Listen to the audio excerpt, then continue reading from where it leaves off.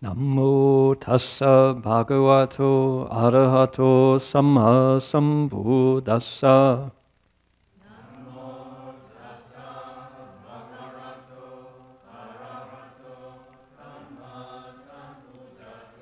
Homage to the blessed, noble, and perfectly enlightened one.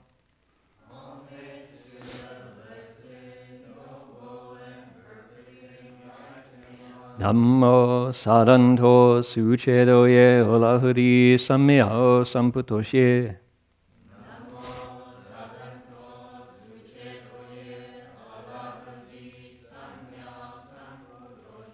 Wu shang shen shen wei miao fa, bai qian wan jie nan zhao yu. Wo jin jian wen de shou chi. Yuan jie ru lai zhen shi yi. The unsurpassed, deep, profound, subtle, wonderful Dharma in hundreds of thousands of millions of eons is difficult to encounter. Now that I've come to receive and hold it within my sight and hearing, I vow to fathom the thus come one's true and actual meaning. Venerable Master, Dharma friends, welcome to our Sutra lecture tonight. This is the 28th of June. My goodness, we are into nearly at the end of this month, and we're well and properly into the summer now. So we're going to begin tonight's lecture by reciting the name of the sutra, the Buddhas and the Bodhisattvas. You'll see that on the front cover of your text.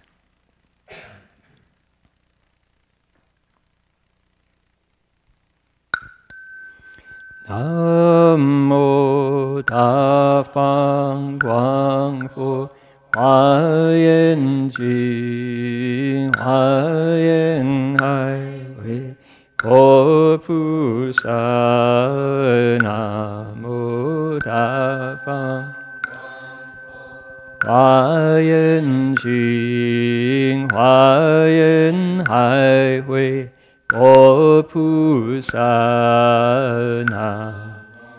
Da Fang Guang Fo Hua Yen Ji Hua Yen Hai Wei Bo Pu Sa. Da Fang Guang Fo Hua Yen Ji Hua Yen Hai Wei Bo Pu Sa. Namo Da Fang Guang Fo Hua Yen Ji Hua Yen Hai Wei Bo Pu Sa.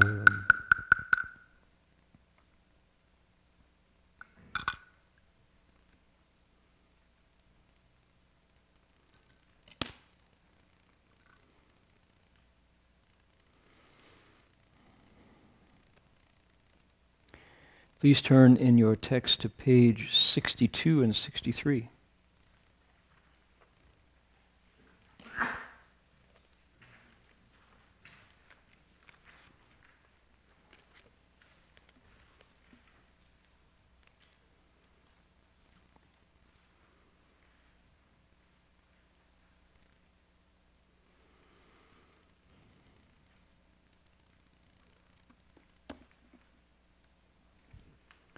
We're about to conclude the fifth ground.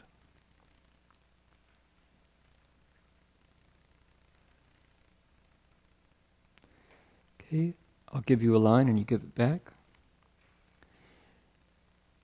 Bi fu xiu xing da jing jin.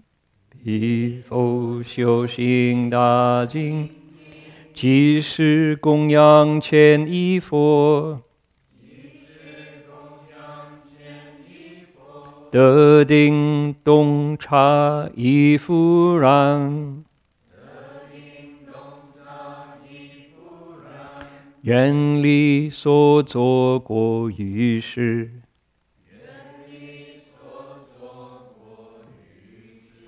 All right, over to the right. Let's recite together in unison.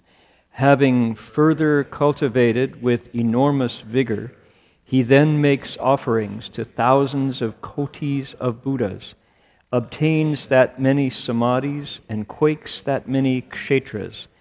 The amount is even more if he uses the power of vows. All right. Okay. This passage contains lots of code words. To understand what it means, we need to bring the magic decoder table and spin the wheel and see if our decoder ring flashes and gives us the actual meaning here. Clearly, the Chinese translator, who some 1,300 years ago was reading the Sanskrit text and was challenged to make sense of it in Chinese, clearly that individual had the same problem. He had to decide what to do. And he gave us a Chinese that many Chinese would have trouble with. Needs decoding because there are Sanskrit words here. So we're facing that same problem. If we want to understand what the text is saying, we need help. We need word lists called glossaries. We need dictionaries. We need lexicons, ways to say this means this. 比复修行大精进. Bi is the Bodhisattva, the one we're talking about, the fifth ground Bodhisattva. Fu Xiuxing cultivates more, does the practices that Bodhisattvas do, Da Jingjin, with real energy. Da, big, Jingjin, vigor and strength. What is Jingjin? Jingjin, our teacher explained this, and you could believe him when he said it, because he cultivated this way. Jingjin is the Chinese translation of the Sanskrit word virya, V-I-R-Y-A. And virya, we actually have this word in English. It's the same as virile, meaning strong, potent, having strength. And virility means you're potent. You can recreate. You're charged with seed that will reproduce. You put it in the ground and you get good crops. So that's where strength comes from. Not necessarily big biceps, not that kind of muscular strength, but the strength to, in the universe, here in the world that we see, it can't be stopped. Like weeds, right? Weeds are potent. You go look at the Santa Cruz redwoods, for example, and the redwoods put out some sort of sap that kills almost everything. Not much lives underneath redwoods. You notice? You ever go walk through the Santa Cruz redwoods? It's a monoculture, pretty much. There's nothing under them. It's because those trees, their leaves, put out a dew. If you park your car under the redwoods, come out in the morning, you'll find sap there. And it's toxic to just about everything except something called Scotch broom. Scotch broom is this weed. It's an import. It's a foreign invader plant, and it don't care. It's happy under the redwoods, and it grows and grows. You turn your back, and it's taller than it was yesterday. It just flourishes under the redwoods. It's potent. It is virile, strong. That particular plant grows. So the other thing that grows under redwoods are ferns, and ferns are prehistoric. They are absolute fossils. There are ferns down there, these fiddlehead ferns that curl, and they are like, you find them with dinosaurs happily. They've been there forever. Talk about indestructible and vigorous. So this Bodhisattva, Xiuxing Da Jingjin, he cultivates vigor as a thing? No, with vigor. He cultivates strongly.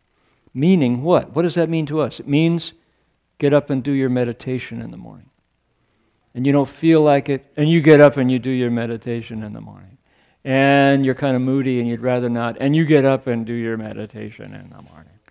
And it's just like you do it just the way you eat, just the way you get dressed. That's called 修行大精进, cultivate vigorously. That's what it means. It doesn't necessarily mean that you show off to everybody. I'm a big cultivator. I got the outfit, I got the uniform, I got my card, I pay my dues.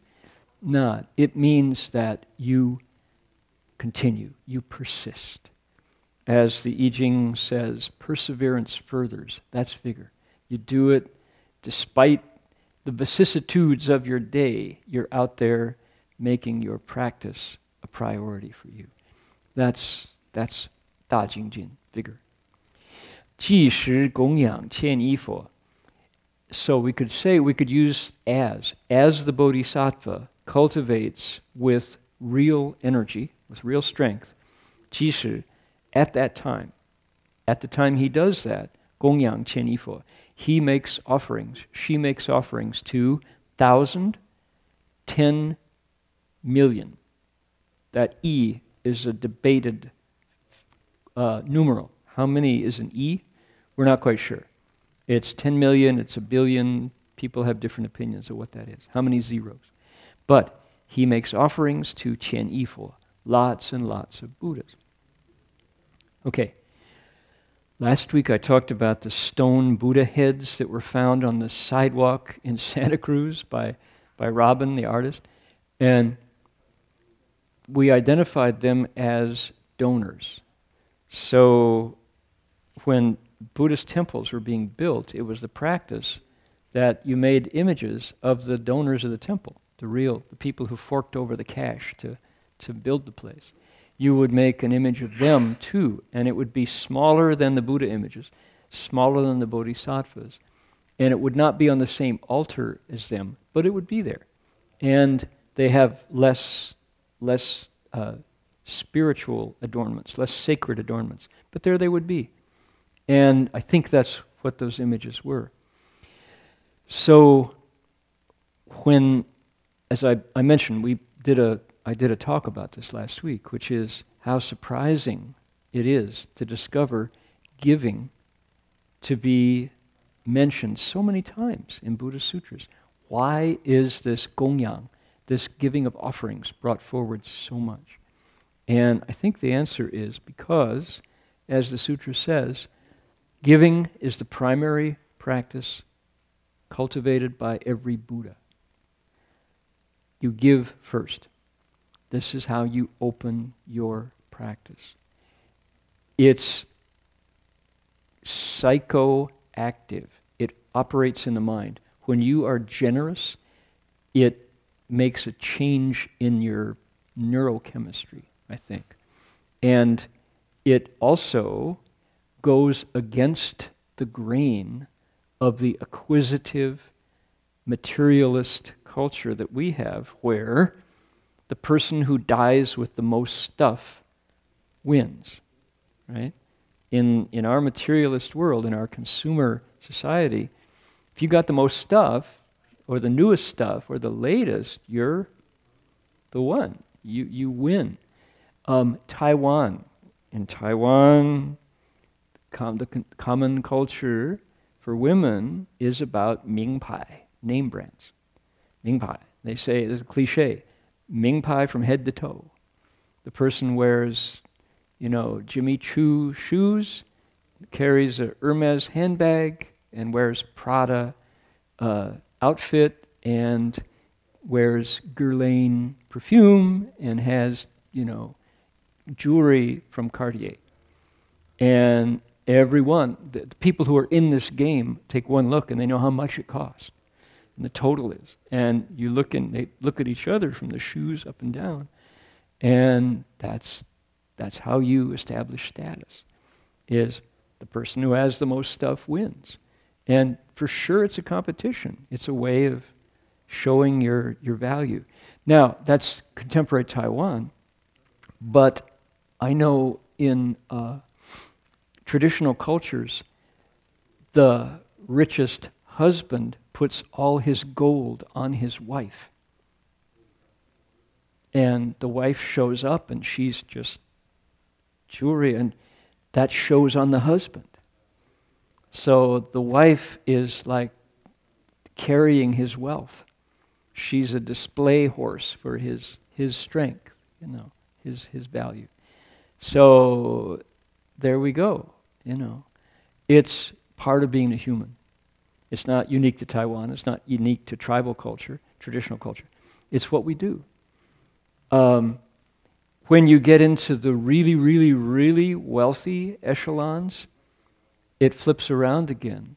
So Doug Powers talks about because his dad was both his parents were in the exchange student program at Cal in the hosting side of things. They would often, through their church and through Cal and through the iHouse, be hosts of students who are coming from overseas to UC Berkeley. And as a result, they got to know some of Asia's wealthiest families who would send their kids to Cal and wanted their children to have a homestay instead of a dormitory. So Doug and his parents got to know some of the, you know, very, very, very, very, very, very wealthy people who would send their kids to Cal. And Doug would say, you know, when you get into the, like, people who are so rich they don't know how much money they have, it's the other way around. They drive clunky old cars and wear any old thing. Because why? To get involved in the Ming Pai, in the name brand status, is way below. That's just too crude, too coarse. The stuff they wear, money can't buy it, like crown jewels, and they actually can't wear it even if they, you know, because it'd be stolen. So what do? They wear any old thing and they drive Chevys, beat up Chevys. That was how Doug described it. And when you see somebody who is kind of legendarily rich and they're driving a Chevy, you know, or a VW bus, you go, uh-oh, these are the rich people. So it flips over again. So the Ming Pai becomes no longer the status symbol. Interesting, huh? So giving that stuff away is extremely countercultural. Who in the world says, give your stuff away? Nobody in the marketplace. Why? Because companies won't make any money if people stop buying and instead start doing this with their stuff. But what happens when you do this with your stuff? You give away a piece of yourself with each offering. That's why you make progress. This is the primary practice cultivated by all Buddhas. That's what the sutra says. 这是第一诸佛所修行门. This is the very first practice that all Buddhas practice at the beginning of their cultivation, is giving stuff away, not hanging on to stuff, because you give parts of you away with each object that goes out. Now, what's interesting is the sutras show us that bodhisattvas, far advanced in their cultivation, still practice giving. For example, the Pumanpin, the Universal Door Chapter in the Lotus Sutra, Guanyin Bodhisattva, they spend many paragraphs talking about how Guanyin gives away a necklace. Right? She gives it away to the Buddhas. And people can't give Guanyin stuff. Right? The Bodhisattva, Infinite Resolve, wants to give Guanyin a necklace. Guanyin won't take it until the Buddha says, take it. Right? So Guanyin says, okay, I'll take it. Divides it in half and gives it to the Buddha and to the stupa of many jewels. Owns it long enough to give it away. Right? It's like Master Haidang. People would see that he got off the airplane in America with like an airline's bag and a sweatshirt. And in the airline's bag was a toothbrush. Right? He arrived in America with a toothbrush and a sweatshirt in an empty airline's bag. And people said, oh, Foster, you need a bag, you need luggage. They would give him luggage, and he would go, Amitofo, hand it. As soon as he got off, they'd say, you need a watch. You know, he would actually, the thing would just barely touch him as it went through, you know. But he didn't want stuff, and so he practiced giving. Now, how interesting that it says, What is it about the Bodhisattva? As he cultivates his vigor, at that time, Gong Yang Qian Fo, he makes offerings to all these many Buddhas. All right, the Buddhas want the stuff, they don't want the stuff. But the Bodhisattva practices giving to them anyway. Why? Why in the world? What's the motive here? So I've thought about this a lot, because the sutra puts it right in front of you. Bodhisattvas give, they make offerings. They're always giving stuff. Why do you suppose? One reason why is because bodhisattvas are what are called the yingxiang zhong, the significant models, significant role models. Literally translated, the influential members of the assembly. Monkey see, monkey do. If you see the Bodhisattva making offerings to the Buddha, you're going to do it too. And does the Bodhisattva need to make offerings? Well, they would say they cultivate blessings that way. But it's what happens to us as we watch the Bodhisattva make offerings, as we go, that's a good idea, maybe I should do it too. We imitate. So that's one reason. Two is because bodhisattvas don't hang on to the blessings they cultivate either, but the more they make offerings, the more blessings they have to give away. What do bodhisattvas do? Transfer merit. Like a trooper. That was what we witnessed our teacher doing during his lectures, during the translation part, right? Master Hua would be sitting here, and we're envisioning him sitting here. That's his picture, that's his seat. You notice there's always two seats here? That's Shifu's seat. Oh, that's why there's... I never sit in the middle. So, what was he doing? He would lecture, and then he would say, translate for me. Or, down there. We'd go, okay, Shifu. We'd go, what Shifu said was. And immediately he would start doing whatever Shifu did. And often it would seem to involve the 42 hands or something like that, one of his particular dharmas, or he'd be reciting, doing something silently. And then we would finish, and Shifu sometimes was not done, and so we would wait for him as he going. Then he would do something that looked like he was sending off what he had just done. He'd go, Ani halamea, no, are you done? Yes, Shifu, Ani hala. Okay. And he would go back. And so it seemed that like every episode of his talk, pause, translation, during that time, he was doing something that he gave away. And he would describe, what he was doing when he was not at Gold Mountain Monastery, explaining sutras or dealing with us, teaching us things. He was home cultivating.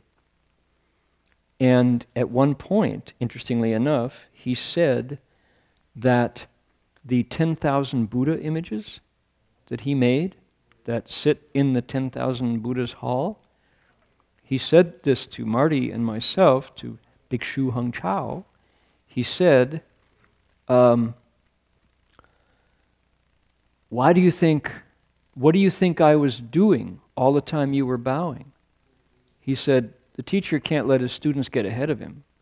He said, I was making 7 Buddha images every day and transferring the merit to your pilgrimage. And sure enough, when we arrived at CTTB, there were 9,770 images. He was short, like 300. He had been making 7 images a day, and the merit of a teacher making Buddha images, he was transferring to 2 stupid monks trying to imitate bodhisattvas bowing, And so it was like, oh really, Shifu? That's what you were doing? So, transferring, cultivating and transferring.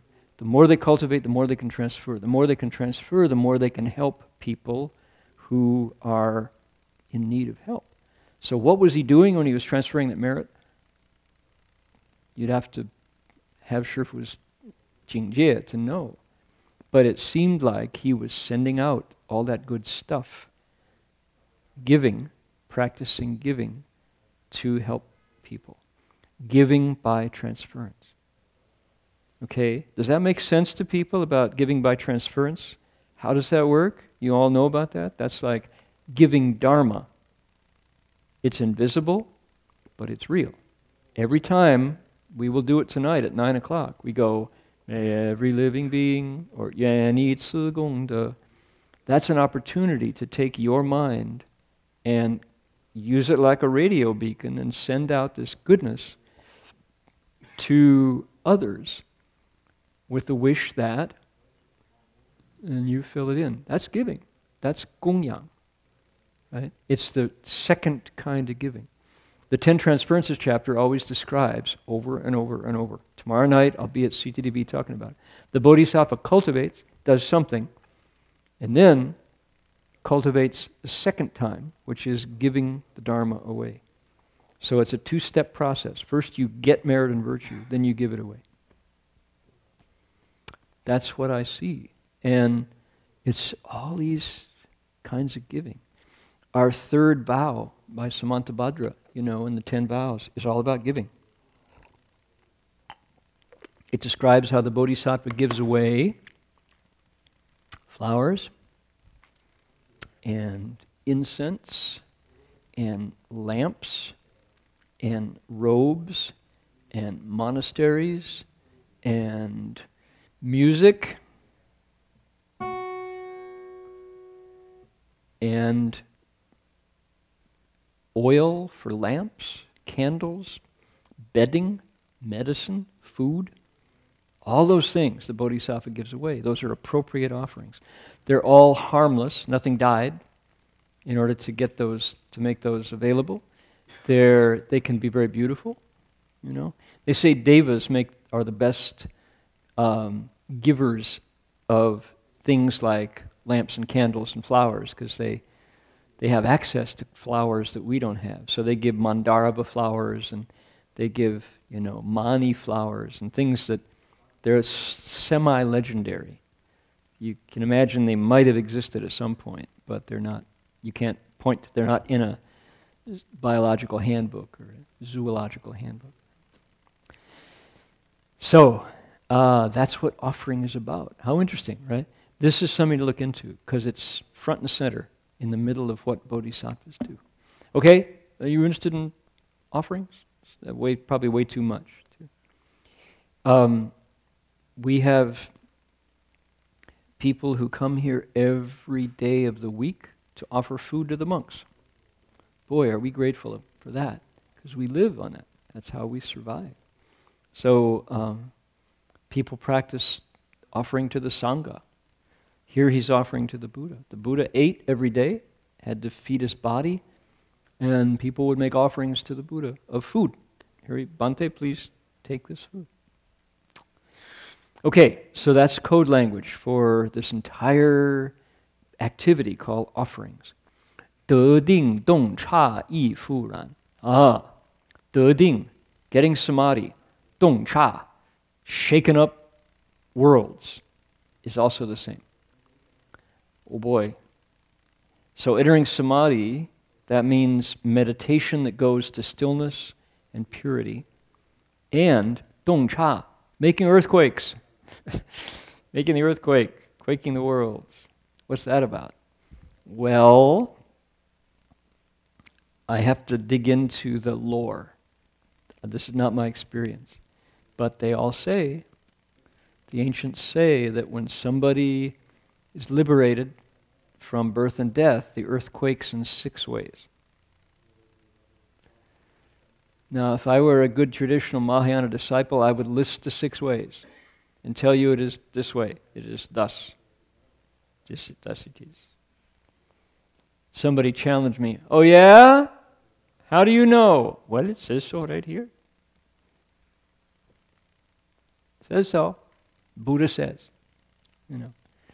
So it's like, you have to go there. Why? Because it's an extraordinary state. This is magic. This is a response state. It's inconceivable. My ears don't see magical earthquakes. My ears don't hear magical roaring, earthquake roaring. The 6 kinds of earthquakes include sounds. 3 are sounds. It's moving, shaking, quaking, pervasive moving, pervasive quaking, pervasive shaking, all pervasive moving, all pervasive shaking, all pervasive quaking. Then come the sounds, roaring, all pervasive roaring, right? And you go, God, that sounds terrifying, right? Why? We live in Berkeley, California. The Hayward Fault is the more active one. It's just 10 blocks from where we're sitting. You know, the San Andreas Fault was always the one everybody talked about, but the Hayward Fault's the one that's moving, and that goes right through the Cal football stadium. We're on an active seismic zone talking about earthquakes, and I'm supposed to explain it in a positive and happy way, you know. So, really? Cool. No. Oh man. If you want to see some earthquake stuff, boy, oh boy, oh boy, go over to the Vedanta Society farm out in Olima, Point Reyes Station. The San Andreas Fault runs right through the Vedanta Center, and it's like you can straddle it, right? What do you say? The fault is an actual split in the ground, right? And one plate is here, another plate, and they go whoop, like that. And there's this gap. You put 1 foot here, 1 foot here. And they say, you know, oh yeah, it moves all the time. You really can't quite see it, but seismologists with their things say, oh yeah, we had one this morning. You know, it moved about 2 miles down, but it moved. And it's right there, the gap. You can imagine, you know, a cow. They have cattle up there, you know, going, oh, hey, where'd they go? We're short a cow. Oh, don't panic. We'll get you. I'll get you out of there. You know. So, oh man, it's right there. You can see it. It comes alive. You can see the fault. You know, it's a gap. It's really dramatic because how many films? Everybody has an idea of an earthquake. You know, the earth splits and a car falls in. Well, you stand there and you can imagine a cow falling right in the crack. You know? And when it finally shakes, what's going to happen? You know, when it shakes, when it shakes big. And people are saying not if, when it shakes big. So, we are on an active fault zone. What happens here? What is going on where it says, De Ding Dong Cha Yi Fu Ran? Okay. Here's how Shifu explained it, and I kind of do it semi-tongue-in-cheek because why? I have to tell you why earthquakes are good when somebody gets enlightened. All right. I think the principle can be explained like this. There is a relationship between heaven, earth, and people. The Chinese sages, Confucius and others always talked about it. Native Americans talked about it. Indigenous people the world over talk about the relationship between people and the planet. They're not two.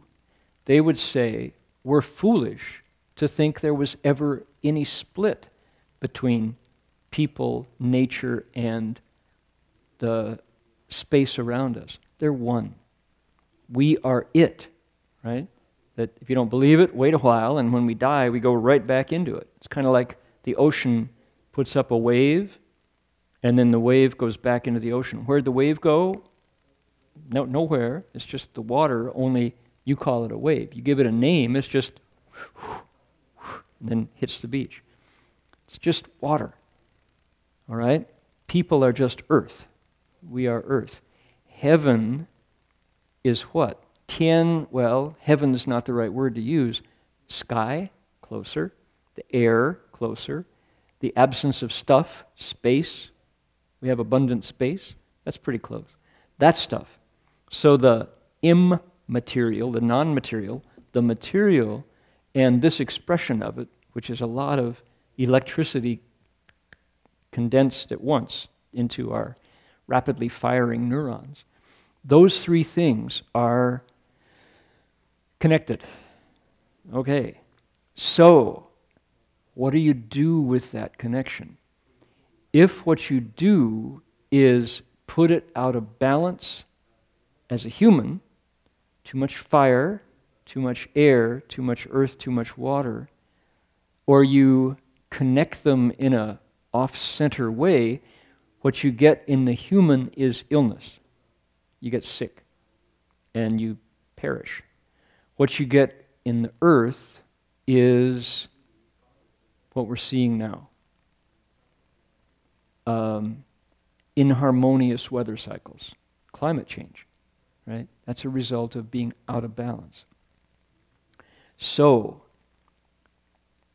we mostly talk about that in the downside. Why? Because we're witnessing unprecedented climate changes. Did you know we're in June? May, like 27 days ago, the May that we just went through is the hottest month ever recorded in history, worldwide. Not just in America, not just this century. The hottest month ever recorded in history was May, worldwide. Shouldn't have been like that. Well, but it was. Okay. So, we have to kind of talk about it in the negative. Suppose humanity not only balanced ourselves out, but refined our balance. Suppose we did something really well with our bodies related to the elements. There's something inside us that we can take charge of and use well, or we can ignore it. And that would be the Buddha nature. Some people would call it the Dharma body. Different names for the same thing. It's that invisible thing that we share with all people and with all beings. That when you take it from its conscious, latent state and cultivate it, it becomes this brightly lit energy. This purity that is wise and compassionate. At that point, not only do you not get negative climate change, nature responds in a positive way. How? The earthquakes. And nothing is hurt. Cars don't fall in the cracks, right? People don't have to go to FEMA to get their houses rebuilt, right? We don't have tsunamis, drowning shorelines. It's a positive thing. People are delighted when somebody refines their Buddha nature, wakes up, the earth celebrates. That's what's going on. How come we don't know that? Nobody does it. Nobody takes it to that point. But people have, and the earth has responded. Okay? Can you imagine something that happy as somebody taking this Buddha nature that is universally available? Your Buddha nature is right with you now. Right with me now. It's not waiting. It's not like somewhere else. You don't have to go anywhere else to find your measure of the Buddha nature. It's right inside us. But we behave as if it were 1,000,000 miles away and in some old book, 2,500 years old. We kind of forget about it. It never goes away, but it might as well be in Zanzibar. So when you take that thing and operate it, when you start to crank it, things happen. And traditionally they say, that there is a celebration between heaven and earth and earthquakes. What else happened? It's not only earthquakes. Flowers fall down. Mandarva flowers, these semi-celestial divine flowers, rain down. And they say that the devas just are so happy that they play music spontaneously. If you want to write a very interesting PhD thesis, you can give me a credit in the acknowledgments. I don't require any other form of payment, but you can remember that I brought it up here. You can write your PhD thesis on the spontaneous celebratory events in nature when humans cultivate to success. Okay? For example, if you start looking for them, you find them all over the place. One example, there's when Master Fa Zhang, who was the third Avatamsaka patriarch, when he reported to the Empress Wu Zetian that the 60-scroll Avatamsaka Sutra had been translated completely, they say sweet rain fell over China for a 100-mile radius. It was reported, it's in the dynastic histories, and the Chinese were not writing Buddhist history, they were writing secular history. They said this sweet rain fell around for 100 miles, and it was reported by all the farmers to the local magistrates, the magistrates to the governor to the provincial governor reported to the emperor, the imperial historians. It happened. And they timed it because the empress was Buddhist. She was the one, by the way, who first wrote Wu Shang Shen Shen Wei Miao Fa Bai Qian Wan Jie Nan Zao Yu. That very same empress. The requesting Dharma verse. They said it happened. And she said, oh, well, that's obviously because Master Fa Zhang completed the translation. Because why? She was at the event. She was there as he translated. She helped. She was a translator. So that's a happy, celebratory, meritorious event that resulted, one might say, in heaven and earth celebrating. You believe it? You buy it? So, you could write an entire thesis on unusual meteorological events caused by beneficial, meritorious activities among humans. The thesis being, there's a connection. So, you'd probably have to choose your committee wisely because you could be shot down as being totally a crackpot. Don't believe that, right? Well, how are you going to explain it? And you have to take the appropriate scholastic perspective. It could be towards an exploration of correspondence, seeming correspondence between celestial events, meteorological phenomena, and human activity, somehow, using the hermeneutic of religious faith. So, you have to say it right.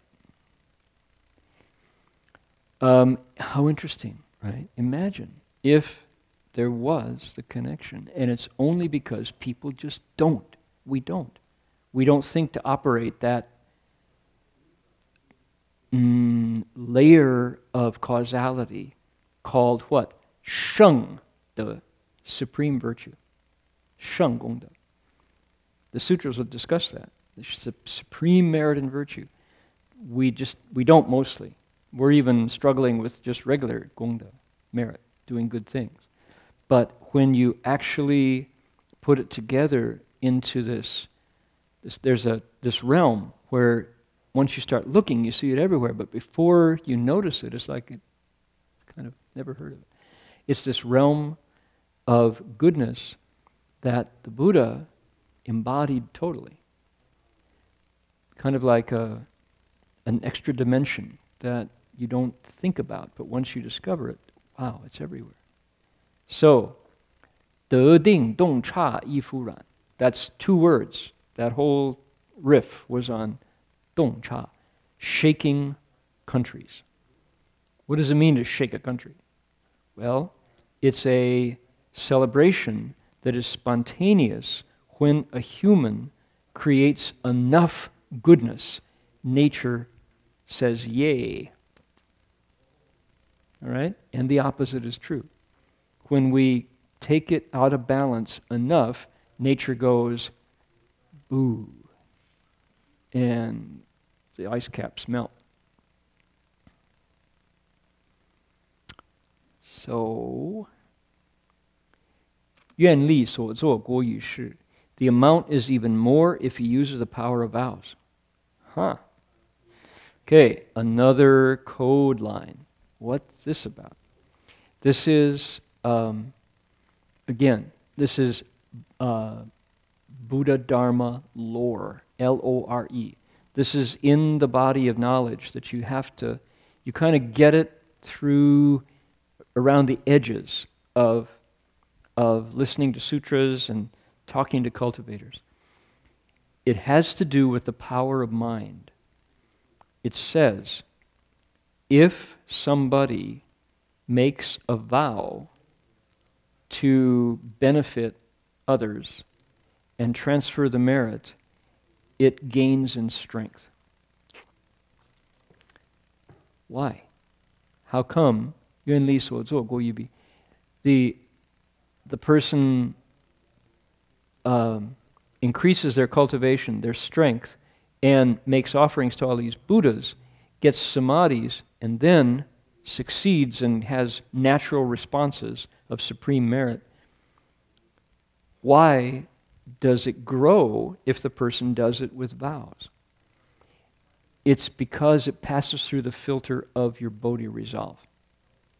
You're not doing it randomly, you're doing it to benefit. That cranks it up. Intention. The key word is intention. Okay, if you do it selflessly, the mind, the whole, no, it's not the whole, but a big part. A big part of this entire sutra is talking about the power of the human mind when it's used for good with the Dharma as the hermeneutic. That's our big word in academia, is the hermeneutic.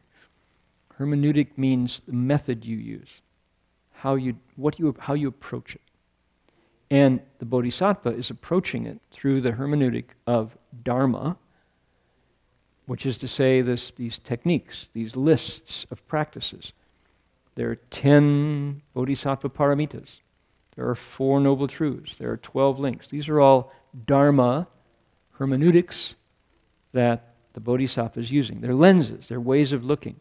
Okay, for example, Jerry and Kai are here in the middle of the room with these devices that they focus, they open, they tweak, so that looking through these, people who are going through Yuanlin's webcast get a sense of what's happening that is accurate, sharp, correctly colored, not jumpy, not banded, not out of focus. Those are lenses. There are 3 of them at work right now. And they're immensely sophisticated and clever and done very carefully. The result is people from far away go to their computer, or people later, to get a copy of the tape, go, oh, I can see what happened there. All right? That's a hermeneutic method. That's a discipline, a technique, a perspective. And the Bodhisattva uses the perspective of his vows or her vows, the Bodhi resolve in particular, and the power gets magnified. The power of this gets intensified through the intention to benefit others. Okay? That's what that line means. Believe it? Shifu would say, you know, if you make a vow in front of the Buddhas and Bodhisattvas, you get help. But you have to be sincere. Because if you go in front of the Buddhas and Bodhisattvas and say, I want to make a vow to do this or that, and then you don't, there's no harm, but it takes a chunk out of your heart. You feel like, I didn't do so well, you know. And it's ready again anytime. Because why? Vows mostly are too big. I want to become a Buddha and save all living beings. Go for it. 3 great Asamkhya eons later, success. What happened in between? Lots of birth and death, right? Lots of backsliding, right? But, you don't, it's not the case that you make the vow and you get there. So, it's immensely human, but it's humanity used for the good. So of course there's room for 3 steps forward, 2 steps back, 3 steps forward, 2 steps back. That's mostly what it is. We're now, 1 week into the summer, and on January 1st, December 31st, what did we do? We made New Year's resolutions. Can anybody remember? You don't have to tell me. Anybody remember your New Year's resolution? Last time I said this, there were like 3 hands. When I'm like, yeah, I live on my New Year's every day. And I go, wow, I'm impressed. But mostly we kind of go, I think I made one. I don't really remember. Right? Like the morning afterwards, I was a little fuzzy on what I had said last night. So we mostly forget them. The Bodhisattva, these vows come from a very deep place, and he or she is crystal clear on those vows because they arose spontaneously based on what he or she saw in the world around him, mostly suffering and pain. Those vows don't come because it's just a good idea. They come because they're needed. Because the Bodhisattva can't stand to see what's happening and just sit there. All right, got a story about that. And it's a story that happened. I told it when it was fresh, because I remember that. It was 2005, so it was already 9 years ago. Holy man. Holy mackerel is actually a very apt epithet, because it's a story about a whale. And some people will remember that in December of 2005, a fisherman, a Northern California fisherman, was chugging past the Farallones, 4 miles out from the Farallones. So it's, 20 miles off of Golden Gate. And noticed a humpback whale. This whale was 50 feet long and weighed 50 tons. You imagine what a 50-ton whale? I would say 18 miles off the coast of San Francisco. A 50-ton whale, 2,000 pounds in a ton, so 100,000 pounds in this one mammal, very sentient, with a brain, huge brain, and just, whales. That family we need to respect. So 50 feet long. So let's see. I guess about from here to the wall. That's maybe 50 feet. And it was caught in crab fishermen's ropes. And there were, I'll describe it to you.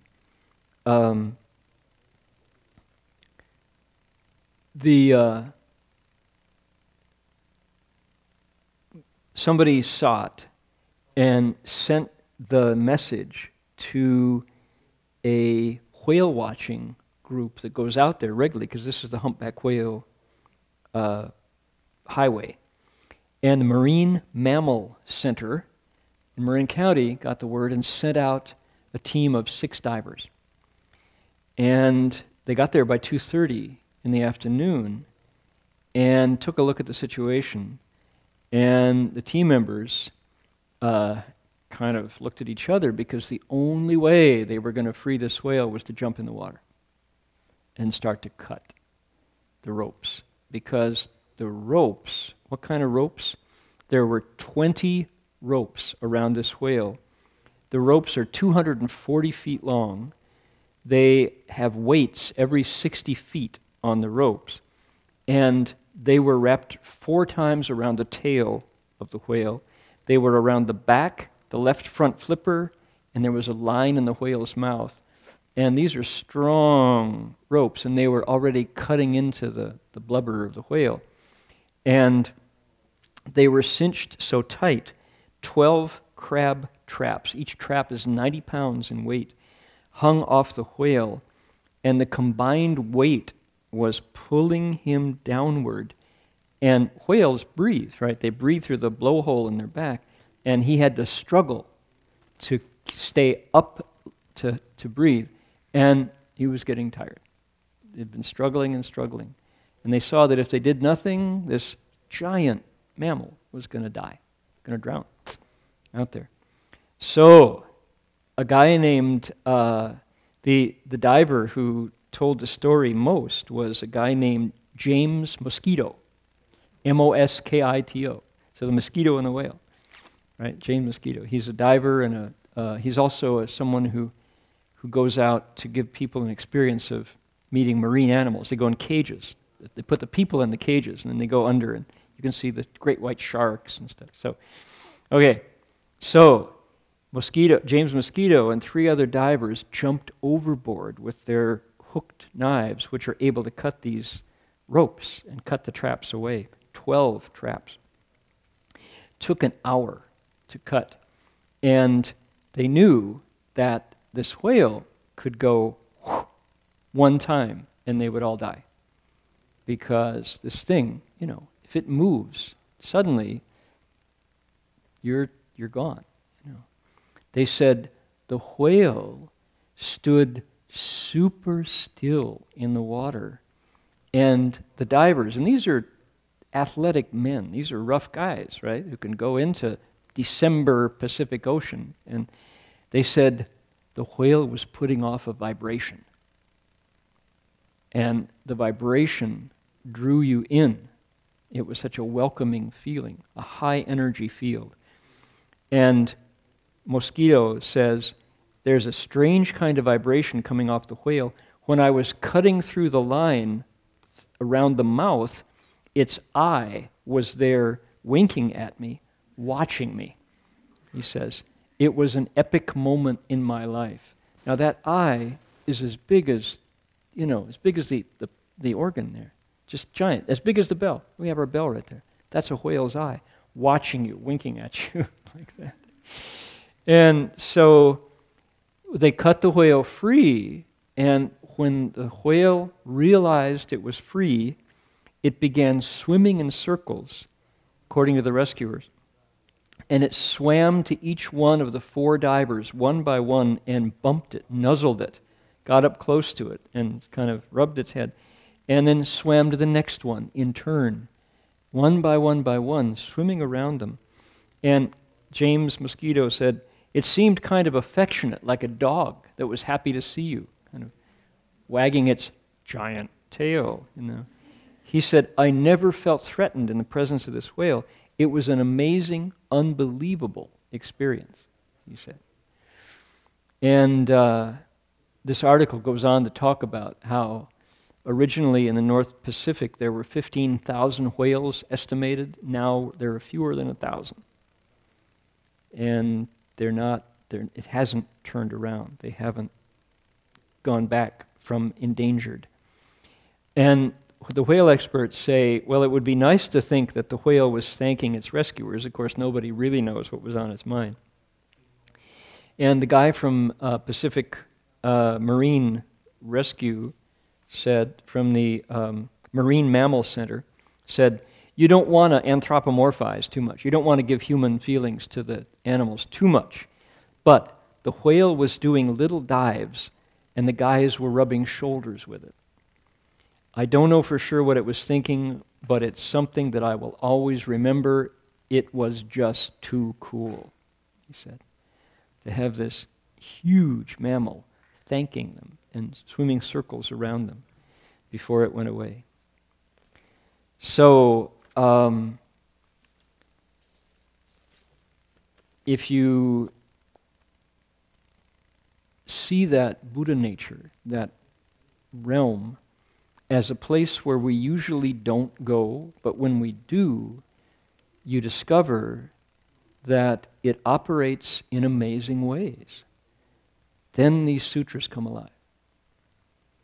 The sutras are operating manuals for the Dharma body, for this Buddha nature that is never not here, but we mostly just kind of behave as if it weren't, right? Like the air, we don't appreciate the air till it's too polluted to breathe, or suddenly there's gas in it, or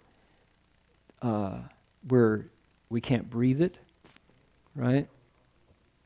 Where our lungs are blocked, and then suddenly air is so precious, right?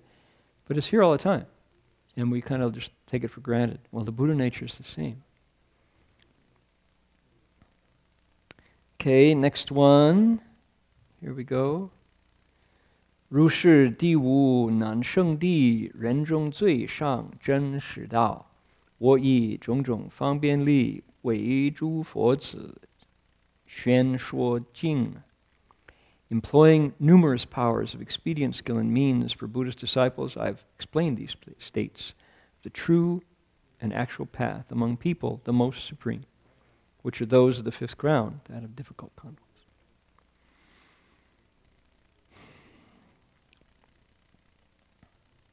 The English is, we can do such a better job with this English. That's okay, I won't bore you with that. You've heard me complain about that. And that's why our translation committee has been working to smooth it out. So, the Bodhisattva, 如是地无难胜地，人中最上真实道。我以种种方便力. Okay, the third sentence in the Chinese is the first sentence in English. I have been employing a variety of skillful techniques with strength. So I've been applying myself to using these many, manifold, multiple ways to 宣说, to explain this highest path, true and real path among people, called the fifth ground, which is difficult conquest, and I have now finished. I'm done. Says the Bodhisattva Vajra treasury of Vajra. Okay. There we go. End of the fifth ground. And what's it been about? It has been about samadhi, meditation. Our fifth stage bodhisattva is able to meditate really, really well. And because of that ability, that stillness of mind, the bodhisattva is able to engage in worldly, typically, you'd say worldly behaviors that he can use or she can use without leaving samadhi. He uses those behaviors to help people. That's what our chapter's about. The various ways that a bodhisattva can use things in the world, be it music, be it academics, be it trades, be it tough love, whatever it takes to bring people closer. Bodhisattva will use it just like he uses in the kitchen. You use the right size ladle to scoop out the dish and put it in your, to scoop out the food and put it in your dish. If you're serving like stew and you use a teaspoon, you hand somebody a teaspoon to spoon out stew into the plate, it's really frustrating, right? It's like, too small? Can I have a ladle? Oh, there, oh, bloop, right? It's a wrong tool. The Bodhisattva uses the right tool every time to get people to think about their lives and what's going on. That's what he means. So that's the 5th stage, and we've finished it now.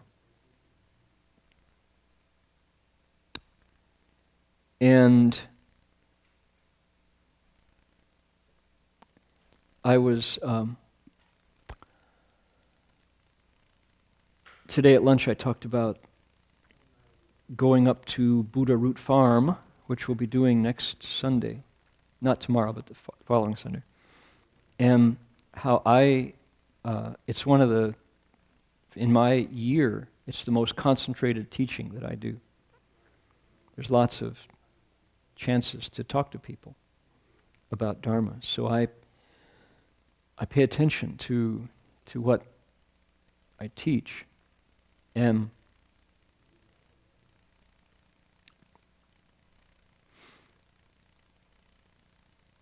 the build-up, which is now, I'm 8 days out, 9 days, my antenna are out. I'm like looking at materials and thinking about stories and songs and ways to make the things that I'm going to say connect to people. Because I want that. I want to make the most of the time that I have, because there's a concentrated chunk of time that I'll be talking and people are sitting there. And what's been coming up, so in that time with my antenna out, whatever comes is what comes. You know, I don't manipulate it. I just record, kind of. I just notice what is in the air, so to speak.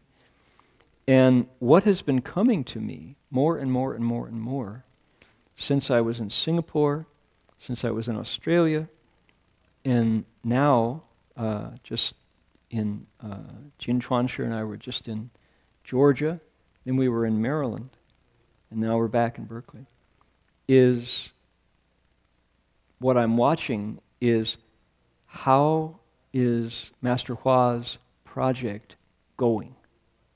How's it working? What was Master Hua's project? Bringing the Dharma to the West. Yep, right. Any argument? Like, that's what he was doing. He was planting down seeds of the Buddha's teaching so that they would grow here. All right? How is it going? And what occurred to me today as I was, I was shaving upstairs, is the last couple big holidays at City of 10,000 Buddhas, when the Sangha is sitting on the stage up there, the risers, and everybody else is down below, what is my observation? I'm the only white guy in the room.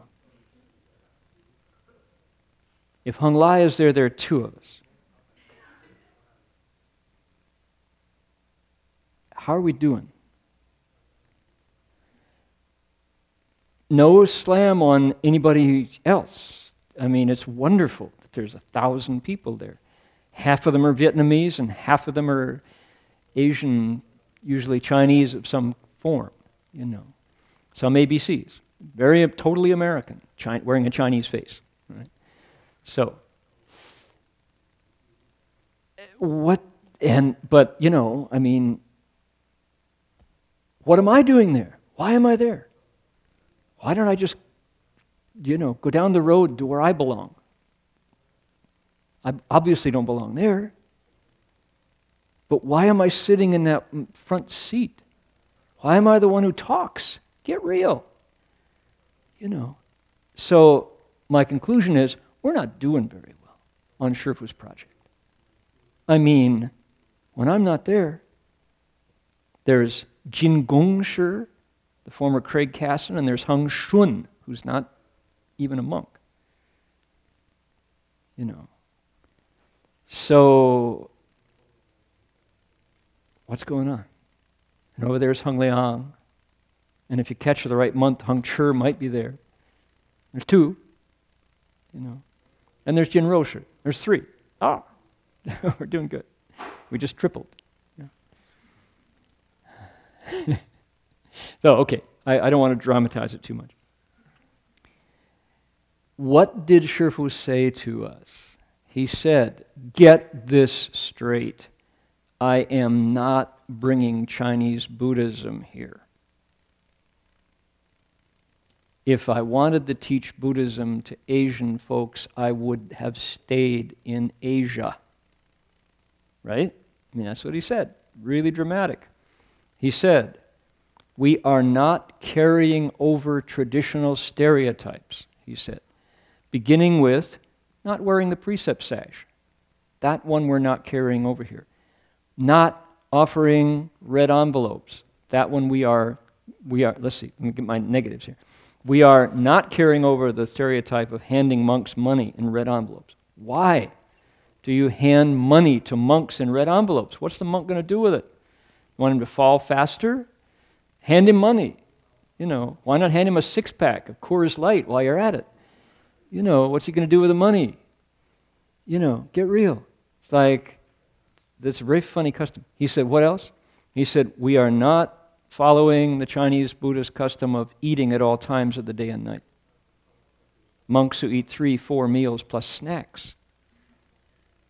We're not doing that, he said. We're going to try to follow the Buddha's methods.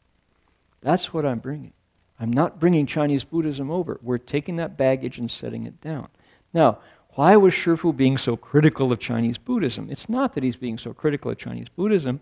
He is a reformer of the church that inevitably develops whenever something successful plants itself in a society over thousands of years. You get an institution. Well, the institution is toppling under its own weight, right? And it gets all these customs that have nothing to do with what the Buddha taught. They have everything to do with the culture that it's in. It's true in Japan, it's true in Korea, it's true in Tibet, it's true in China, it's true in Sri Lanka, it's true in Cambodia, it's true in Vietnam, right? You build this church that has these customs, and the founder's vision is very forgotten, even to the point where in Burma, there are so-called Buddhists advocating genocide. You know, that's not what the Buddha taught. Sorry, dude. No matter what you call yourself, nothing to do with what the Buddha taught. I can tell you that. All right, so Shifu said, I'm not transmitting Chinese Buddhism. Okay. How does that come down to us? City of 10,000 Buddhas and many of our allied monasteries are considered by impartial observers to be ethnic Buddhists. Ethnic, meaning Chinese monastery, Vietnamese monastery. Are they wrong? No. How do you know? What are the, not so much the faces, what are the people inside doing? In many, many, many cases, what the people inside are doing are devotional practices. They're doing bhakti, yoga. They're devotional. Now, I don't want to use the word love. I really focus my attention on Guanyin Bodhisattva, because Guanyin Bodhisattva appeals to me in a deep, profound way. I bow to Guanyin Bodhisattva. I put Guanyin Bodhisattva's mantra in my mind, right? But not many people can, because people in this country, by and large, are not ready for Buddhist devotional figures. Many people come to Buddhism because they found Christianity and Judaism with its divine gods to be not a good fit. So they walked away from institutions that presented them with the God, and over 2,000 years built the same thing that happened to Buddha. They built a church. It's not so much, I mean, Jesus of Nazareth is a very attractive figure, but he's hard to get to because he's got all this stuff built around him, right? So as a result, people do this charismatic thing. So I got in the corner with Jesus. Jesus and I had a talk. Jesus is really my buddy. You want to meet him? I'll introduce you to him. You know? So the charismatic thing in Christianity is a response to trying to get rid of the church for people who are committed to that faith. I walked away because the God that was given to me was very distant and a little off-putting with his jealousy and his, the violence in the Old Testament. All right, not to go there, but to say many people like me walked away, and when I come to Buddhism and people say, bow to Amitabha, I go, why?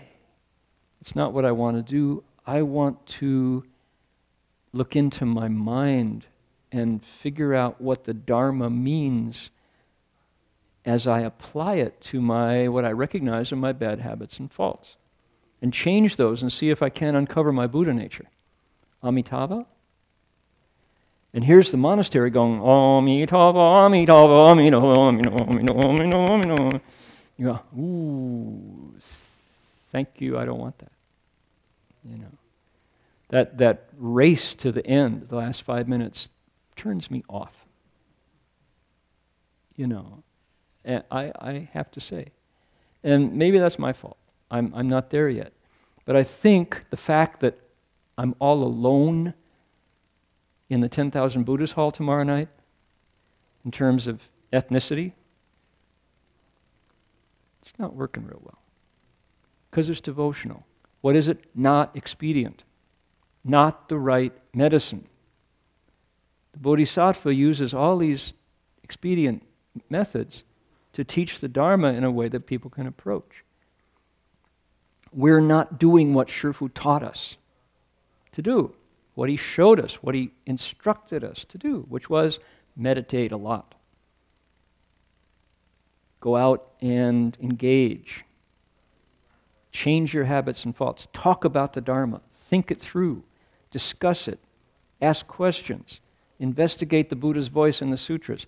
Find out how the sutras are a mirror for your own mind. Those are the words he said. And what did he give us? He said, don't fight, yield instead. Don't be greedy, etc. The 6, right? The 6 guidelines. And when you do that, he said, you will be on the path to Buddhahood directly. So we go, okay, Amitofo, Amitofo. Never mind that stuff. Just give me the Buddha, And that's a wonderful practice. And as I'm not making fun of it. I don't want to slight it in the least. It's a tremendous practice for people who already have digested a large part of the Buddha's formulas and are practicing Chinese Buddhism, Vietnamese Buddhism. That's great. But what's wrong with that model in the West? Young people, by and large, don't come for that. Westerners do not come at all for that. None. What happens as the Buddhists who want that age and die? It's a shrinking pond. It won't survive. People will be fewer and fewer, and that Chinese place out there in the vineyards in Mendocino will become something else. It's not what we want. So, that's what I've been thinking about a lot. And I have to say it in a way that shows my love for the Dharma and my interest in learning more. I need to learn more and more and more about the Pure Land. Because why? The Pure Land is, without a doubt, the highest path. Because more people can recite the Buddha's name and get there than can meditate. Meditation is very tough. It's hard. I just taught 33 flexible 21-year-olds who are at the peak of their flexibility, and they're like, it really hurts, can I sit in a chair? They don't want to sit in full lotus. Like, out of the 33, 3 could sit in full lotus. So, we got to think it through some more, folks, if it's going to survive. I would not remove CTTB's Pure Land practices for an instant for people who want that. We want more people to come and recite the Buddha's name at CTTB, not fewer. But understand that there's irrefutable proof. I'm sitting there alone looking around saying, where are the other blue-eyed people here? Where are the other European people here? What am I doing here? How come I'm the only American, Western, Caucasian, European there and I'm in front? Me? Why? Why don't you ask any one of these hundreds of Asian Buddhists to speak and I'll go somewhere else and meditate. So, interesting, huh? I mean, that's like a pinch. I say, yeah, oh, that's uncomfortable. It's a mapan. It's not working. Unless you create an Institute for World Religions and a Dharma Realm Buddhist University where people can come and do what Shifu suggested we do. That's why I am very positive about Dharma Realm Buddhist University and about the roundtables that we have here and our Buddha Root Farm and our extension program. This is a little closer. It's approachable. There's a door that people can come in, and people do. So, just to say. Now, am I going to say all these brave words tomorrow night at City of 10,000 Buddhas? Yeah, I am. It's going to be real uncomfortable. When I get down off that seat, it's going to be quiet. And I've been saying it some, going there, but not as direct. It's just today I saw it so clearly. I don't have to say more. I can just say, count the number of round-eyed honkies in the audience tonight. And they'll go, you. I think there's one other layman who's, what can you say? It's not working the way we're doing it. CTDB is precious. Protect it, keep it going, expand it. But understand it's not what Shifu taught. It was not his wish. So, he did teach the mind ground, and I had a good rhetorical thing today at lunch, and thank goodness Guo Hong was there translating, just giving I can trust that what I say is getting out to everybody sitting there. What did Shifu do? He said, sit here with me for 90 minutes, and we're going to look at what the Buddha said, see if we can hear his voice. And as Shifu lectured, it was like he disappeared. He became transparent. And he said, through this practice, we're going to go right back to the Buddha's voice. And what did the Buddha talk about with his voice? The mind. So you go through the monk or the speaker. It could be a nun, it could be a layman. We go through the speaker to the sutra, through the sutra to the Buddha, through the Buddha to the mind. Isn't that interesting? So when you're there, there's nobody there. It's you. Because the direction is very different. Theistic religions, you go out to the figure.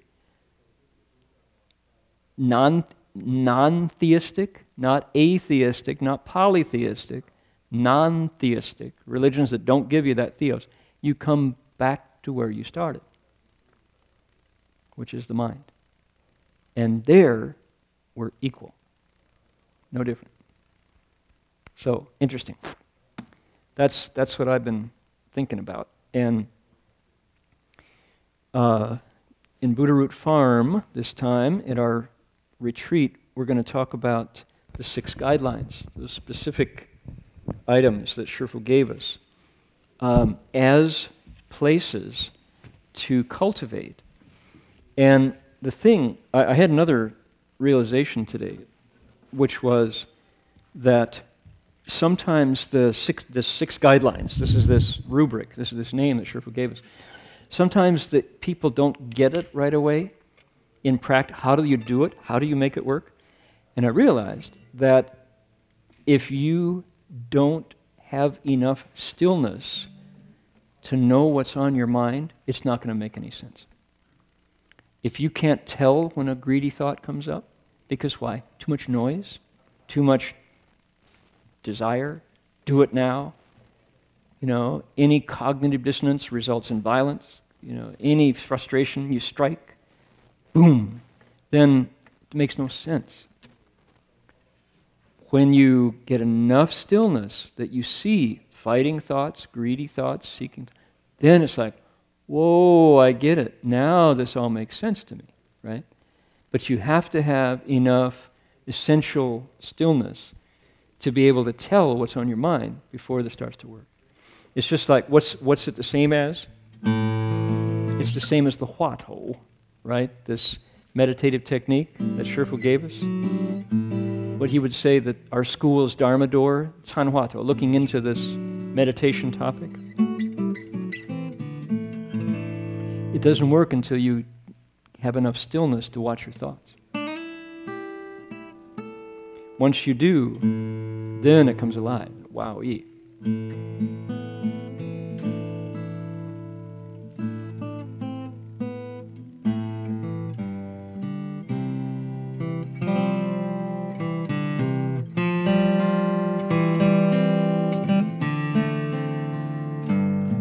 This guitar vibrates so nicely.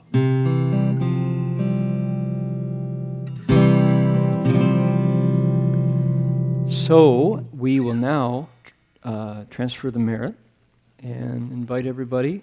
Oh, by the way, we finished 5th ground. And you will notice there are a few brand new pages in the back of your text, which is the start of the 6th ground. Notice, it's page 2 and 3 again, starts over. So, it's another, the venue has moved. It's not the same place where it was lectured. And it's a different topic for sure. The 6th ground is the Dharma, the way the 5th ground was meditation. The 6th ground is wisdom, prajna, but where does it go? It goes to the 12 links of conditioned arising. Pratitya samutpada, oh boy. Some people say that is the Buddha's signature gift to the world of religion, was watching how things arise based on conditions and things go away based on conditions, like links in a chain, pulling one the other. And his observation and description of that process is true and real. It's what's going on right this instant in every way that we are sitting here, hearing, seeing, smelling, tasting, feeling, touching, thinking. That inexorable train of 12 links is going on right now. And when you wake up, you have changed it at the start, where ignorance goes to activity. And when that decouples, this decouples. When that decouples, this uncouples. When this uncouples, that uncouples. And the 12 links don't link anymore. And you wake up. So many people have said, scholars of religion, that observation is unique to the Buddha and has never been rivaled. That's as fundamental as gravity to how things work. Sam? Would that be more so than the Eightfold Path? More so, yeah. The Eightfold Path has ethical elements. It's not entirely physical. It's not entirely descriptive. What is step 4 is cultivate the Buddhist. Cultivate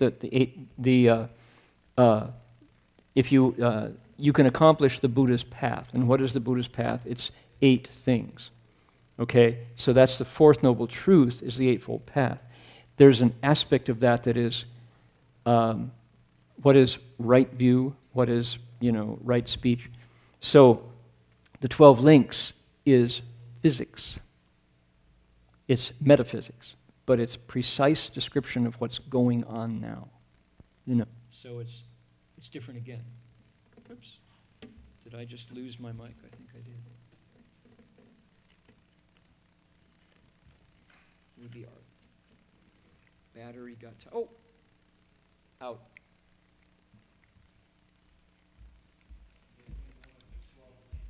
We just decoupled from, yeah, it's obvious.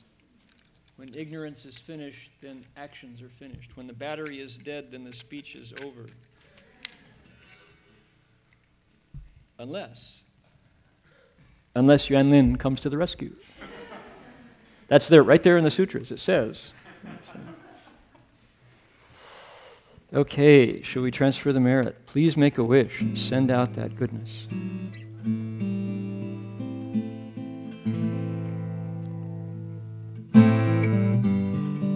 It's on the back of your sutra request sheet.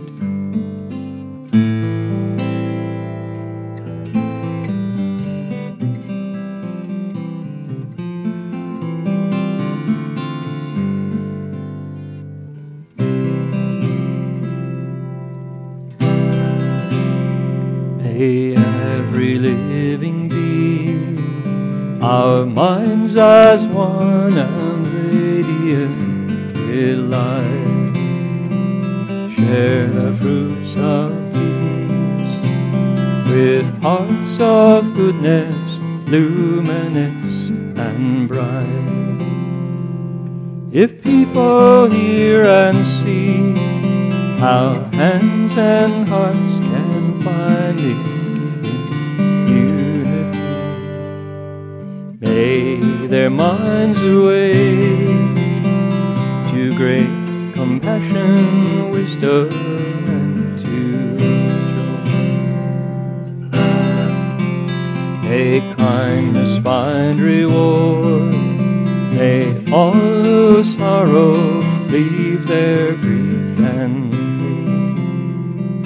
May this boundless light break the darkness of their endless night. Because our hearts are one, this world of pain turns into paradise. May all become compassionate and wise. May all become compassionate and wise.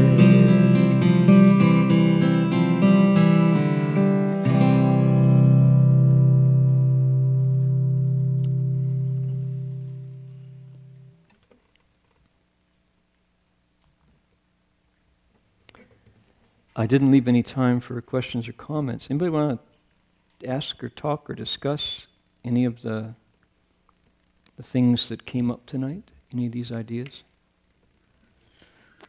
There's a bunch of the idea of giving, making offerings, and the idea of earthquakes and magical, seemingly magical responses, but in fact are just a natural response to humanity doing something extraordinary? Sam?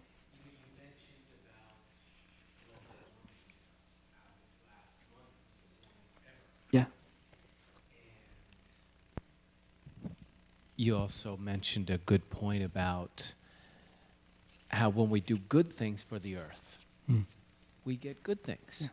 Yeah. And, you know, the only thing I can think of is if people meditate more, do yoga more, spend more time in the garden and the kitchen, that's the only kind of stuff that's not going to lead to more pollution until we really get solar going. And I just wanted to, you know, that's sort of the problem we're facing is, and that's why people aren't attracted to the Dharma or the city of 10,000 Buddhas. They got rent to pay in San Francisco. Say again? They have rent to pay in San Francisco. Yes. Yeah. You know, it's easy when you're retired or you have plenty of money, but it's hard when you really have stuff to do. But as you're sort of saying, we're sort of saying there's nothing good to do. right? Look what's happening to the world. Right. You know. Right. The idea that, you know, what if they gave peace a chance? Yeah. You know. Totally. What if they gave, one of our best bumper stickers in the 60s was, what if they gave a war and nobody came? Did you have that, Roberto? Did you have that? That was the best one. Yeah, yeah. Because you go, yeah. The other one that goes, what if the Department of Defense had to throw a bake sale if they wanted to build a bomber, instead of handing them all that money? And I think it ties into your point of why regular white folks aren't all attracted to the city of 10,000 Buddhas, because it's hard for it to apply. Yeah. You know? Well, my statement was simplistic. There's a lot of reasons, but one of them is certainly the point that I want to make is it's not our mission. What is happening now is not our mission. And it's you know, people heard of our teacher's name in Taiwan and China in particular. And upon his demise in 95, they came in great numbers. That was when CTDB really became an Asian way place, you know. And we don't want to send a single person away, ever. But we also don't want to lose sight of what the original mission was.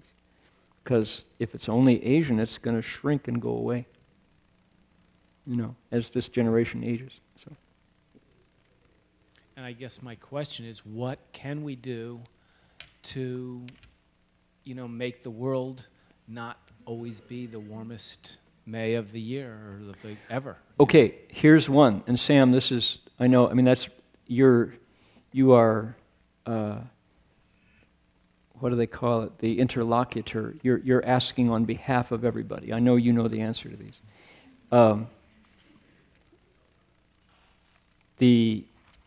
There's one fact that we just nod and go right by over and over and over.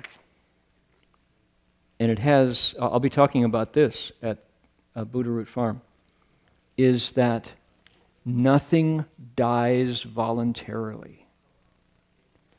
The greatest acts of killing, to a degree unimaginable, happens for people's dinner plate. Billions die every year. Why? For that brief flash of flavor only. If people ate entirely for the benefit of their bodies, they would not consume meat. Because our bodies don't process it, right? Take it from Rip Esselstyn, former firefighter at the University of Texas, Engine House number 2, who says, and has said to my face, he said, the 80% of the things that get we firemen out of the building, into the trucks, and out onto the streets is not fires. 20%, 1 out of 5 calls has to do with a fire. 4 out of 5 calls has to do with the American diet, the standard American diet. Time after time after time, they roll out in the truck to pick somebody up out of a Safeway parking lot where he has had a coronary incident, heart attack. Right there, flat on the pavement, surrounded by cottage cheese and spare ribs, and he's had a heart attack. Every time. It kills us. And as John Robbins has this great punchline, which you've heard me say, it's worth repeating. This is from Diet for New America. He says, the coroner writes down on the form cause of death, and he says cause of death is always congestive heart failure, stiff arteries and coronary failure, right? Every time. It has to do with the hardening of the arteries and coronary failure. Never has the coroner ever written down in that slot, cause of death, tofu and broccoli. Doesn't write that down. So Rip Esselstyn says, we firemen go out responding, we're the first responders, to people who have heart attacks by the thousands, by the tens of thousands. Number one cause of death, heart attacks. Why? Slow suicide by mouth. What we eat. It's the food. It's the food. That's why we die. Men more than women. Women currently catching up.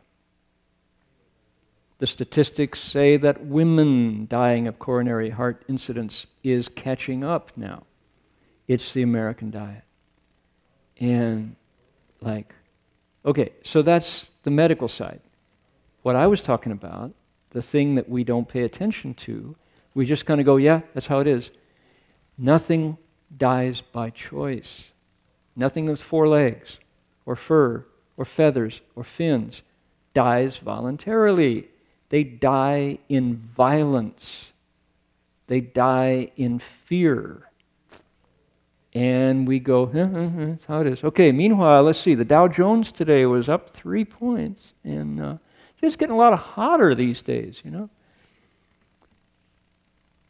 As I look at, bless their hearts, the Syrian rebels and the Syrian soldiers defending Assad, they're brothers. If you look at the Palestinians and the Jews, they're brothers. And they are killing each other. Why? The Buddha Dharma would say it's the effect of too much killing, coming home to roost. When you kill a pig, that terror, that hatred does not vanish. It doesn't go away. It doesn't just evaporate. It's there in the air. More importantly, it's in an invisible place that we share called the Buddha nature that we all register. We know when something dies in violence. You know it. It's not green or red or blue. It doesn't make the needle jump on the seismograph, but we know it. And this is a very scary world that we live in now. It's terrifying. Why are we talking about terror, terror, terror, terror, terror? Do you realize, no, I got to stop this because I could rant for a very long time. Yesterday's headlines, oh, I was so proud that the United States agreed, the United States Department of Defense agreed to no longer buy and no longer make landmines. Yippee. We still refuse to sign the anti-landmine treaty, the only one of 183 nations, except for China, who refused to sign it. And there were generals who said, oh, landmines still remain a viable, important tool that we use in certain military, right? I've been part of the anti-landmine. There's the woman in Marin County who started the whole anti-landmine thing. Landmines have one purpose, which is to blow off the lower half of human bodies. That's what they're for. They are called anti-personnel landmines. That's their only purpose. And study after study, why 183 nations agreed to ban them, is that they rarely hit combatants. Mostly it's farmers or children. And when they sow them, like in Mozambique or in Cambodia, once landmines have been planted down in a field, that field is unavailable until you go out and pull them back up. Who makes them? We do. Who sells them? We do. Is there any karmic result from making a thing that is only there to destroy the lower half of human bodies? And if you survive, you're infertile, you're on crutches, you can't work anymore, you're the kind of person that the village puts on the street corner, and your wife has to choose, you know. Oh, man. And we didn't sign it. You go, you know there's something wrong there. And anyway, like I say, I don't want to rant, but that when I got that, it was like, that's like such ambiguous news. It's partially good news. You know, it's a step forward. But compared to to rationale, to sanity, to kindness, to humanity, to compassion, we were like deserve to be sent to our room and spanked. Oh my Lord. So yeah, and the karma of killing all those animals doesn't go away. It's there in space. It's there in our nature. And the result is it pops up in inappropriate, unfortunate ways. We have some major conflicts ahead of us. Not that I'm a prophet, not that I want it, but it stands to reason that what you send out remains out. And it's part of you. You did it. Now, I didn't do it. I'm in the world where it was done. So, you know, by golly, no wonder the earth is sick. It's a terrifying place. How does it manifest? It manifests in ways like STDs, you know, sexually transmitted diseases, of which AIDS is the most egregious, which says what? If you don't take special, very careful precautions, the act of reproduction will kill you. How do you like the world we made? Creating our race is toxic, is fatal. Oh, that's a damaged world. How could you make a world? I mean, how can you think that things are good when, you know, the vital process of reproducing our own species will kill you? Unprotected sex, if AIDS is out there, you know, kill you, dead. And that's heterosexual. That's not homosexual. You know, so you go, oops, bad world. Find another one. Take a big fire hose and wash it clean. No, it's karmic. We've created the conditions where necessary functions like reproducing our species is broken.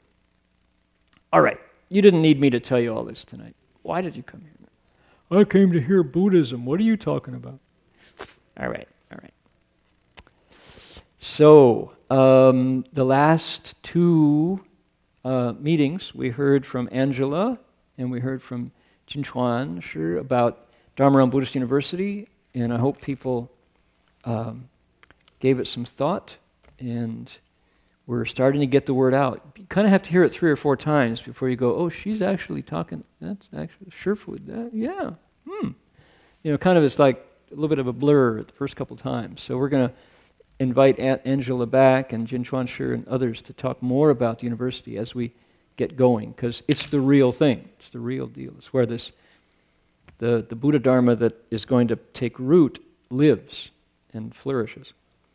Meanwhile, tomorrow at 1 o'clock, we have our second Guqin lesson from David Wong. The first one was a roaring success. We thought there might be 4 or 5 people, but 14 showed up. And we had 2 people per Guqin because there just wasn't enough instruments. So, and David has a book that he wrote. That's an excellent book in English.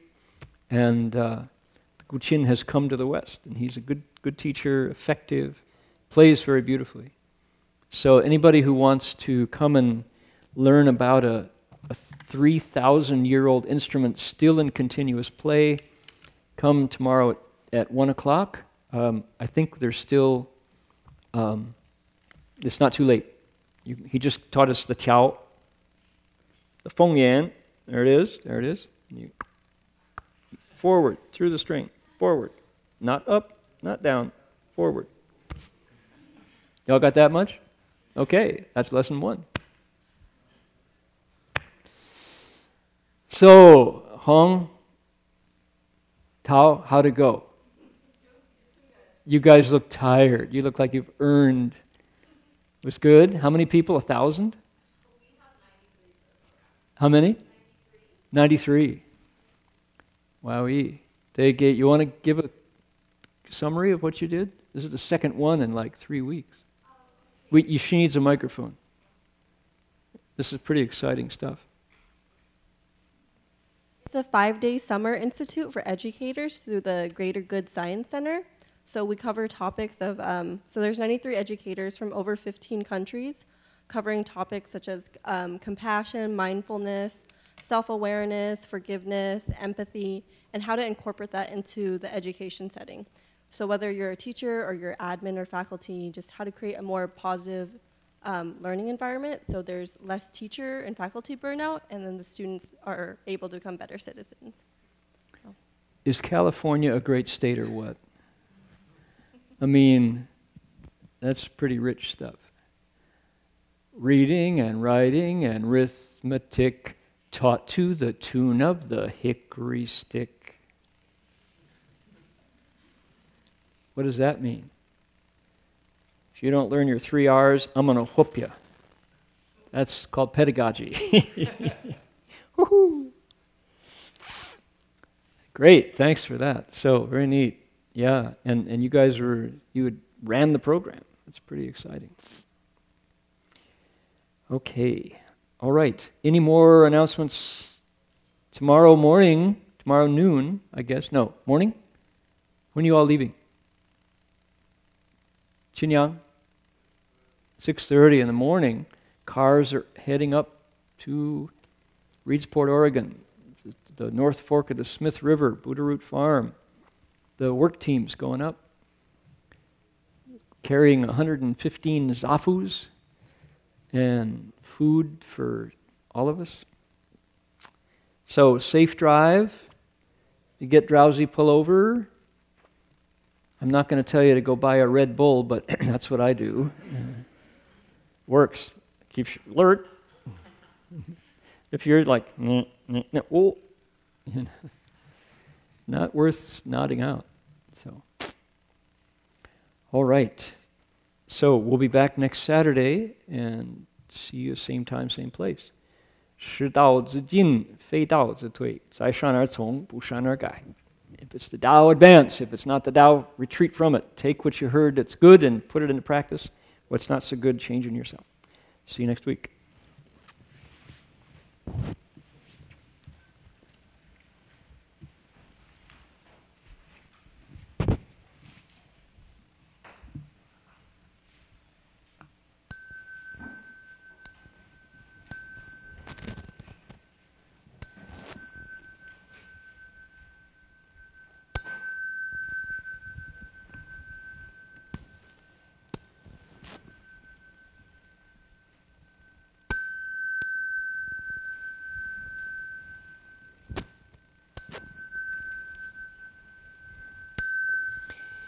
Bow in respect to the Venerable Master.